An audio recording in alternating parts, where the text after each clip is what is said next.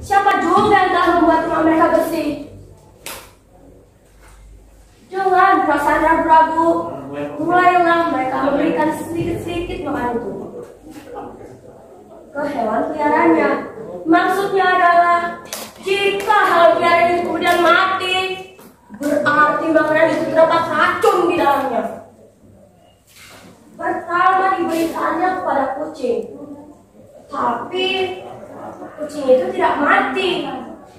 Kemudian diberikannya kepada anjing, tapi anjing itu juga tidak mati. Kemudian diberikan kepada hewan-hewan yang lain, juga tetap biasa-biasa saja. Maka hilanglah perasaan ragu tentang makanan itu. Akhirnya Nala mencobai makanan itu. Betapa enak dan nikmat makanan itu. Setelah mereka memakan makanan itu, juga tidak terjadi apa-apa. Tapi masih berbagai pertanyaan dan pikiran masuk ke dalam hati Nalau. Apakah di antara tetangga ada yang mengantar makanan itu? Bertanyalah mereka dengan tetangga. Tetangga mereka tidak ada yang mengantar itu dan juga melihat orang mengantar makanan itu. Dengan rasa penasaran, mulailah mereka mengatur siasat. Beberapa hari kemudian, Nalau dan ibunya berpura-pura pergi ke ladang. Padahal sungguhnya mereka hanya berada di sekitar rumah. Beberapa waktu kemudian, dari dalam rumah Nalau terdengar suara perempuan dan suara lain yang bermacam-macam. Suara-suara itu seperti suara menumbuk padi, membuat tepung, membelah kayu, dan juga menimba air serta menyapu. Sesudah itu, Nala mencoba mendekati dinding dan mengintip di sebesar dinding. Mereka kaget sampai terkejut luar biasa. Mereka melihat ada seorang perempuan cantik, bagus rupanya, saat menghadap tempat penginapan. Cantiknya seperti putri raja.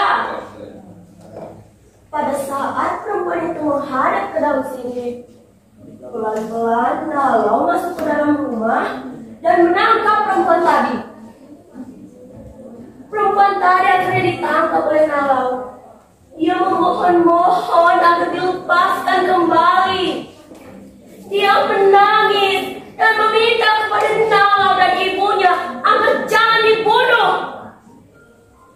Nalau dan ibunya memang tidak ada rencana untuk membunuh perempuan itu. Siapa juga yang mau membunuh perempuan cantik seperti putri raja dan baik hati pula. Perempuan cantik itu akhirnya menjadi istri Nalau. Mereka hidup bahagia dan berkecukupan.